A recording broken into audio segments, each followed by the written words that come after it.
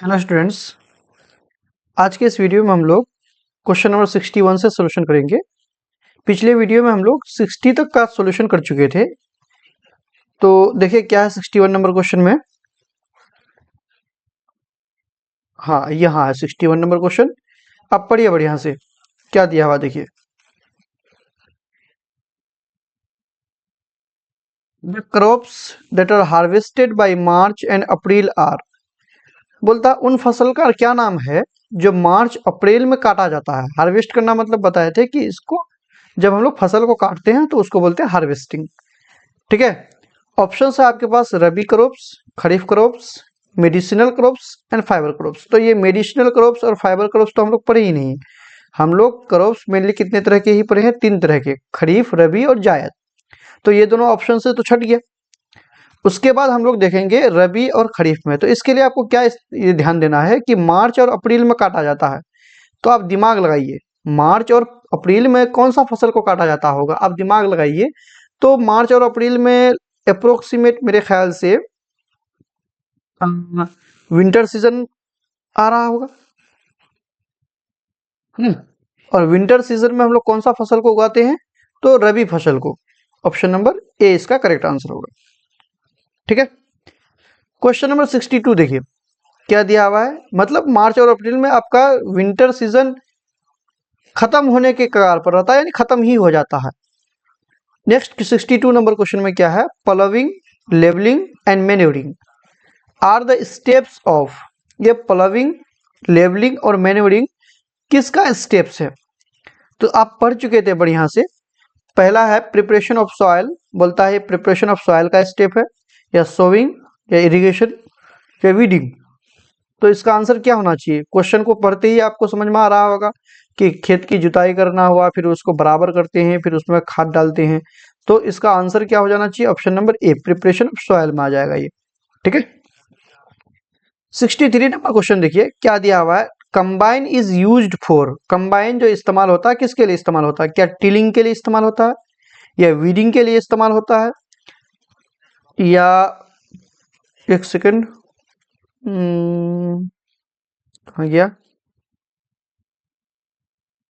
अच्छा, इसका 2 ऑप्शंस कटा हुआ है, let me check it. Weeding और क्या क्या ऑप्शन है, एक सेकंड हमको देखने दीजिए। Question number 63।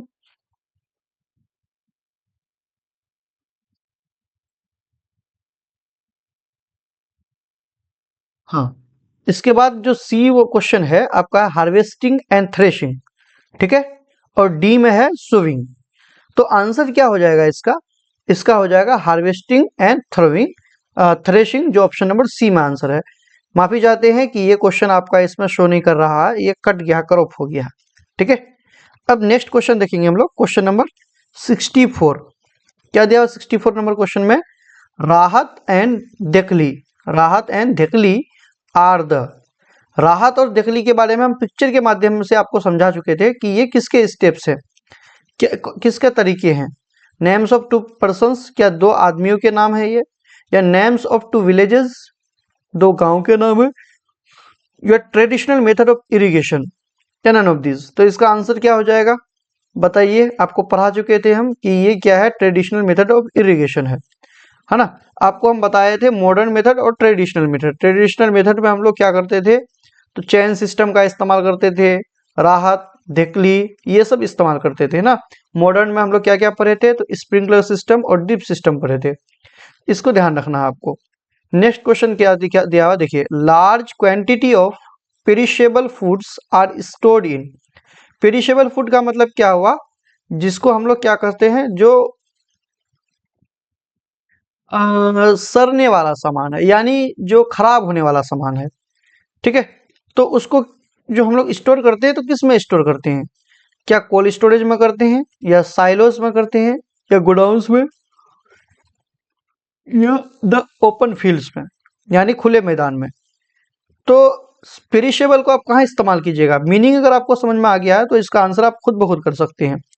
कोल्ड स्टोरेज में करते हैं, जैसे आलू को ले जाकर के कोल्ड स्टोरेज में रखते हैं, प्याज को ले जाकर के रखते हैं, है ना। तो जो सामान को हम लोग बाद में इस्तेमाल करना चाहते हैं और वो क्या है कि खराब होने वाला सामान है, तो उसको हम लोग कोल्ड स्टोरेज में ले जा करके पैक करके रखते हैं। ठीक है, ध्यान रखना है इसको। 66 नंबर क्वेश्चन देखेंगे, which of the following is not agriculture practices. बोलता है कौन सा एग्रीकल्चर प्रैक्टिस नहीं है, नोट पर ध्यान देना, जोर देना है। क्या सोविंग, या प्रिपेयरिंग ऑफ सॉइल, या इरिगेशन, या एनिमल हस्बेंड्री। ये भी पढ़ा हुआ क्वेश्चन है। एनिमल हस्बेंड्री को आपको लास्ट में पढ़ाए थे, ये क्या होगा कि एग्रीकल्चर का प्रैक्टिस नहीं होगा, है ना। उसके बाद देखिए क्या दिया हुआ, the pulse crop of India is, the pulse crop of India is, इसका आंसर क्या होगा। पल्स क्रॉप ऑफ इंडिया क्या हो जाएगा बताइए, लिग्यूम्स, व्हीट, या राइस, या जूट, क्या हो जाएगा। तो इसका आंसर होगा आपका क्या होगा, इसका ऑप्शन होगा ए नंबर, लिग्यूम्स। ठीक है, क्वेश्चन नंबर 68 देखिए क्या दिया हुआ है, the large scale beekeeping is known as. जो बड़े पैमाने पर हम लोग मधुमक्खियों का क्या करते हैं, पालन पोषण करते हैं, तो उसको क्या कहते हैं, क्या एपीकल्चर कहते हैं, या पीसीकल्चर, या सेरीकल्चर, या एक्वाकल्चर। क्या होगा इसका आंसर, ये भी पढ़ा हुआ क्वेश्चन है, आपको ध्यान में आना चाहिए। एपीकल्चर क्या कहलाएगा, तो मधुमक्खी का पालन करना एपीकल्चर कहलाता है। पीसीकल्चर क्या कहलाएगा, तो मछलियों का पालन करना। ठीक है, किसका पालन करना, मछलियों का पालन करना, जब बड़े पैमाने पर हम लोग करते हैं। सेरीकल्चर में क्या हो गया कि हम लोग सिल्कवर्म का पालन पोषण करते हैं, उसको सेरीकल्चर में रखते हैं। और एक्वाकल्चर क्या हुआ, तो जलीय जीव हो गया। जलीय जीव का जो हम लोग पानी में उसका देख रेख करते हैं, उसको क्या बोलेंगे, एक्वाकल्चर बोलेंगे। तो इस सब चीजों को आपको ध्यान रखना, छोटी मोटी बातों को। ये पूछा गया अभी क्वेश्चन है, रिपीटेड क्वेश्चन है, दोनों क्वेश्चन ये आस्क क्वेश्चन है, प्रीवियस ईयर क्वेश्चन। ठीक है, तो ये ध्यान रखना आपको। इसके बाद 69 नंबर क्वेश्चन देखेंगे, क्या दिया है 69 नंबर क्वेश्चन में, आप पढ़ के देखिए। Rearing and management of fish for large scale production is known as. तो पिछला वाला क्वेश्चन में ऑप्शन में जो हम बता चुके हैं वही आंसर होगा, rearing and management of fish, जो मछलियों का पालन पोषण हम लोग करते हैं for a large scale production, बड़े पैमाने पर। और ये क्वेश्चन देखिए 2 बार पूछा गया है, 2001, 2 और 3, 4 लगातार इसमें। तो बड़े पैमाने पर जो हम लोग करते हैं तो उसको क्या बोलेंगे, एपीकल्चर बोलेंगे, पीसीकल्चर सॉरी। एपीकल्चर हो गया मधुमक्खियों का पालन करना, सेरीकल्चर सीरम का, और चलमोगरा ये तो अलग वर्ड हो गया। नेक्स्ट क्वेश्चन देखिए, the rearing of silk worm for obtaining silk is called. क्या हो जाएगा, सिल्क वर्म का सेरीकल्चर होगा ना, क्या होगा, सेरीकल्चर। क्वेश्चन नंबर 71 देखेंगे क्या दिया हुआ है, flowers that Bloom at night. तो वो फूल जो रात में खिलते हैं वो किस रंग के होते हैं, जनरली किस रंग के होते हैं, तो अक्सर वो व्हाइट रंग के होंगे, आपको ध्यान रखना है। जो भी फूल अक्सर रात में खिलते हैं वो अक्सर व्हाइट कलर के होते हैं। ठीक है, क्वेश्चन नंबर 72 देखिए क्या दिया हुआ है, crop rotation is a good method of. Crop rotation अच्छा है किसके लिए, preventing soil erosion, preventing silting, या increasing the productivity of soil, या प्रोटेक्टिंग आवर फॉरेस्ट। तो क्रॉप रोटेशन जो है ये increasing the productivity of soil के लिए बेहतर है। ठीक है, तो ऑप्शन नंबर कौन सा करेक्ट होगा इसके लिए, ऑप्शन नंबर सी करेक्ट हो जाएगा, आपको ध्यान रखना है। Option number C, increasing the productivity of soil. ठीक है, अब नेक्स्ट क्वेश्चन देखिए क्या दिया 73 नंबर में, green revolution was brought about in India. अब ये ग्रीन रिवोल्यूशन क्या होता है, जिसको बोलते हैं हम लोग हरित क्रांति। ग्रीन रिवोल्यूशन का मतलब क्या हो गया, हरित क्रांति। अब ये हरित क्रांति क्या बला है, क्या मुसीबत है, तो देखिए हरित क्रांति 1960 में, ग्रीन रिवोल्यूशन 1960 में MS स्वामीनाथन ने इसको इंट्रोड्यूस किया था, ताकि हम लोग देखिए 1960 में खेती पर आदमी गेहूं के प्रोडक्शन पर कम ध्यान देते थे, जिसके लिए MS स्वामीनाथन ने इस पर एक विचार विमर्श किया और इसके लिए एक पहल किया कि कैसे हम लोग फसलों की उपज को बढ़ा सकते हैं, है ना। तो ये 1960 में इसमें क्या करने के लिए किया गया था, फूड प्रोडक्शन को बढ़ाने के लिए किया गया था। तो इसको क्या कह सकते हैं, started in 1960 to increase the food production specially wheat, है ना, स्पेशल तौर पर व्हीट को के प्रोडक्शन को इंक्रीज करने के लिए इसको लाया गया था MS स्वामीनाथन के द्वारा, ठीक है। और ग्रीन रिवोल्यूशन किसके बेस पर है, तो एग्रीकल्चर, ठीक है, एग्रीकल्चर को बढ़ाने के लिए कब लाया गया था, तो 1960 में, किसके द्वारा, तो MS स्वामीनाथन के द्वारा, इसीलिए फादर ऑफ ग्रीन रिवोल्यूशन बोलते हैं MS स्वामीनाथन को, इसको ध्यान रखना। उसके बाद हम लोग इसमें और भी चीज देखते हैं, जैसे ग्रीन रिवोल्यूशन के अलावा पढ़ते हैं हम लोग व्हाइट रिवोल्यूशन। व्हाइट रिवोल्यूशन क्या होता है, तो ये मिल्क और डायरी से रिलेटेड है, जिस तरह से ग्रीन रिवोल्यूशन किससे रिलेटेड है, एग्रीकल्चर से। तो व्हाइट रिवोल्यूशन मिल्क या डायरी, ठीक है, यानी दूध के उत्पादन के लिए इसको लाया गया था वर्गीस कुरियन द्वारा, जिन्होंने अमूल दूध आप खाया ना, अमूल दूध पिए हैं, तो उसके फाउंडर थे वर्गीस कुरियन। ये 26 नवंबर को नेशनल मिल्क डे इसी के बिहार पर हम लोग मनाते हैं। उसके बाद ब्लू रिवोल्यूशन लाया गया था। ब्लू रिवोल्यूशन किसके लिए लाया था, तो फूड के लिए, ताकि फिश के लिए, ताकि मछलियों की जो उपज है, उसका जो पैदावार है वो ज्यादा किया जाए, ठीक है। और इसके अगर फादर की बात करें तो अरुण कृष्णन होगा और डॉक्टर हरिलाल चौधरी है, ठीक है। उसके बाद एक होता है गोल्डन रिवोल्यूशन। आपको इसको अगर याद करते हैं या लिखते हैं कहीं तो लिख लीजिए, हम बता देते हैं। गोल्डन रिवोल्यूशन में क्या होगा, तो फ्रूट्स हो गया, हनी हो गया, उसके बाद हॉर्टिकल्चर हो गया, इन सब के प्रोडक्शन को बढ़ाने के लिए गोल्डन रिवोल्यूशन आ गया था।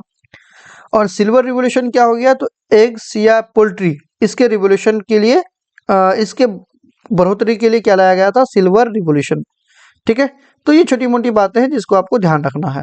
नेक्स्ट देखिए क्या पढ़ेंगे हम लोग 74 नंबर क्वेश्चन में, द व्हाइट रिवोल्यूशन। अभी हम आपको बताएं white revolution involves increase the production of. White revolution किसके लिए होगा, क्या एग्स के लिए होगा, तो नहीं, एग्स के लिए क्या होगा, सिल्वर रिवोल्यूशन, याद रखना। मिल्क के लिए क्या होगा, व्हाइट रिवोल्यूशन, मिल्क के लिए व्हाइट रिवोल्यूशन। तो ऑप्शन नंबर बी करेक्ट हो गया, ठीक है। व्हाइट मीट, राइस, तो ये सब होगा नहीं, ठीक है। समझ में आया, तो इतना बात अब याद रखना। अगर आपको बोला जाए कि मीट के लिए क्या इस्तेमाल किया था, तो रेड रिवोल्यूशन, विशाल तिवारी जी ने। अब देखिए इसके बाद हम लोग देखेंगे yellow revolution. Yellow revolution is related to increase the yellow revolution जो लाया गया था वो किसके लिए लाया गया था, तो येलो रिवोल्यूशन लाया गया था ऑयल प्रोडक्शन के लिए, ठीक है। किसके लिए, ऑयल प्रोडक्शन के लिए। ऑप्शन नंबर बी इसका करेक्ट आंसर होगा, ठीक है। फिश प्रोडक्शन के लिए आपको बता चुके हम, फिश प्रोडक्शन के लिए क्या होगा, ब्लू रिवोल्यूशन, है ना। कैसे रिलेटेड करके याद रख सकते हैं, तो ब्लू रिवोल्यूशन में पानी का जो रंग होता है अक्सर क्या होता है, ब्लू होता है, नीला की वजह से उसको ब्लू रिवोल्यूशन में डाला गया। और व्हाइट रिवोल्यूशन मिल्क जो होता है व्हाइट होता है, और एग्रीकल्चर क्या होता है, हरा होता है, ठीक है।